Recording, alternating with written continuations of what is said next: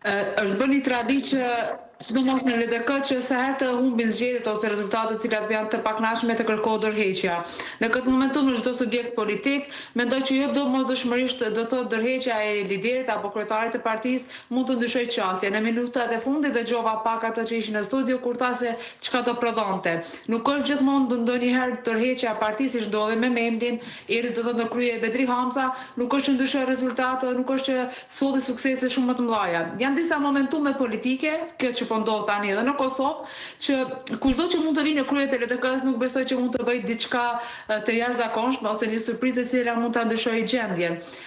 Siç u tha më herët, janë disa do thotë veteranë të Lidhjes Demokratike të Kosovës, për të cilët do thotë jo që s'kan pasur opozita në të kaluarën, kanë ambicet e tyre të drejta për ta marrë do thotë udhëheqjen e këtij subjekti politik, por sinqerisht jam shumë skeptike se pas dorëheqjes se çka mund të prodhoj kjo dorëheqje. Fatmirësisht, në qoftë se ne nuk shkojmë në mars, do thotë në zgjedhje tjera të jashtëzakonshme, me rastin e presidentit ose të presidentes, do ketë kohë 4 vite për të rekuperuar kushdo që mund ta marrë udhëheqjen. Në situatën tjetër, nëse pritet skenari i dytë, në mos zgjedhjen e presidentit apo presidentes, dorëheqja e tanishme e kryetarit Abdixhiku mendoj që do jetë vetëm më shumë negative, me pasoja negative për partinë, sesa që mund të sjellë do të një sukses tjetër. Dhe sa i përket e përmendet një gjë shumë interesante, pra çështjen e presidentës, të cilën e ka hapur edhe vetë kryeministri Kurti, pra fituesi i zgjedhjeve. A ka kalkulime politike që edhe përmes LDK-s të zgjidhet çështja e presidentit?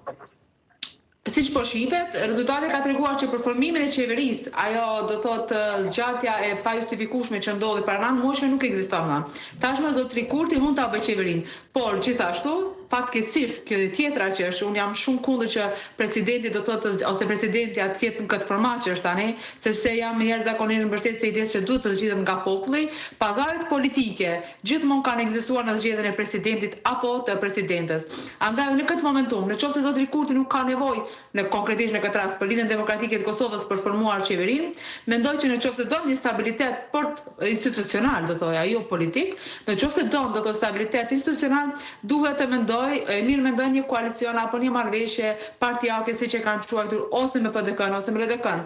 PDK-ja tashmë kanë hapur që nuk don të bëjnë një marrëveshje dhe nuk më duket do thotë e mend që të shkojnë do thotë ta mbështesin zonjën Osmani, PDK-ja duhet ditur do thotë edhe të kaluarat politike, më për afërta mund të jetë me LDK-n. Nëse LDK-ja në fakt mund të reaktivizohet sepse tek e fundit fuqia vjen mbas pushtetit dhe jo të një opozite siç ka qenë jashtëzakonisht e lodhur edhe LDK-s e PDK-s për 4 vite.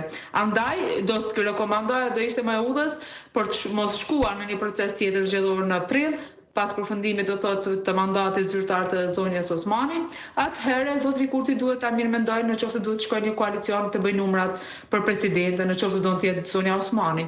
Nëse është kalkulim tjetër, që nuk i dim neve akoma deri më tani, një emër tjetër, atëherë shohim se çka mund të ndodhë deri me datë 5 mars para orës 12 të natës. Zona Tahiri, falenderoj shumë për kohën që gjetet këtu që është drejt për drejt me ne. Krasi, gjithë mirat. Profesor